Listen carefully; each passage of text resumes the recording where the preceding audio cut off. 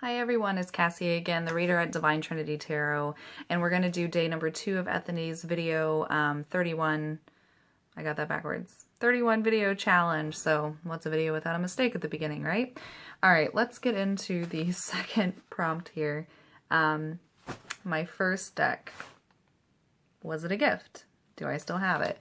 I covered this a little bit in the first video that my first deck was the Rider-Waite-Smith deck, as I'm sure it is with a lot of people. It was not a gift. I bought it myself, and no, I don't have it anymore, which is kind of sad, but at the same time, like I said, it launched me into going and getting another deck, and another deck, and another deck, and another deck, and kind of it began the whole new phase of my life that I'm still currently in as being a tarot reader, and wherever that's going to lead me, I'm, so excited for the future. So, I have another copy of the Rider-Waite-Smith deck, so I can show that to you.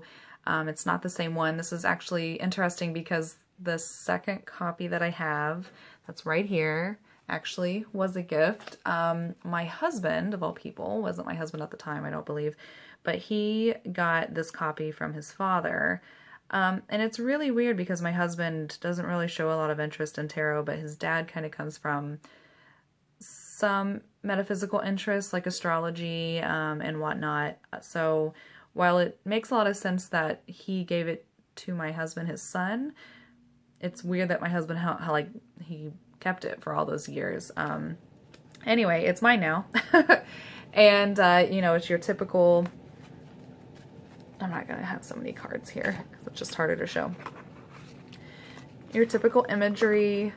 I tell people in my store where I work and we sell tarot decks, that, these are the images that you'll see in probably 80% if not more decks out there. So if you want a really good beginner deck, you really can't get much better than this, because once you become familiar with these people, these figures, the imagery, the meanings, the colors, the action, all that good stuff, you'll be able to really jump into other decks and just kind of intuitively, if not, on a cognitive level, just know what they're trying to say.